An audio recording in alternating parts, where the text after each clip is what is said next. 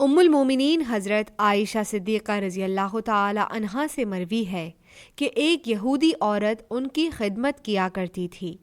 حضرت عائشہ رضی اللہ تعالی عنہا اس کے ساتھ جب بھی کوئی نیکی کرتیں تو وہ انہیں یہ دعا دیتی کہ اللہ آپ کو عذاب قبر سے محفوظ رکھے۔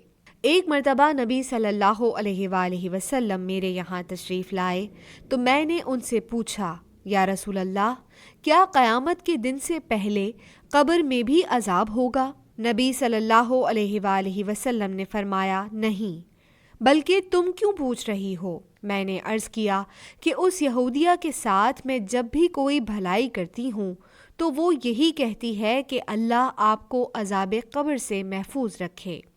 نبی صلی اللہ علیہ وآلہ وسلم نے فرمایا، یہودی جھوٹ بولتے ہیں، یہ تو اللہ تعالیٰ کی طرف بھی جھوٹی نسبت کر دیتے ہیں، قیامت سے پہلے کوئی عذاب نہ ہوگا۔ تھوڑے عرصے بعد جب تک اللہ کو منظور ہوا، نبی صلی اللہ علیہ وآلہ وسلم نصف النہار کے وقت اپنے کپڑے اوپر لپیٹتے ہوئے اس حال میں نکلے کہ آنکھیں سرخ ہو رہی تھیں اور بآواز بلند فرما رہے تھے کہ اے لوگوں، تم پر تاریک رات کے ٹکڑوں کی طرح فتنے چھا گئے ہیں۔ اے لوگوں، جو میں جانتا ہوں اگر تم جانتے ہوتے تو زیادہ روتے اور تھوڑا ہنستے۔ اے لوگوں، عذاب قبر سے اللہ کی پناہ مانگا کرو، اور عذاب قبر برحق ہے۔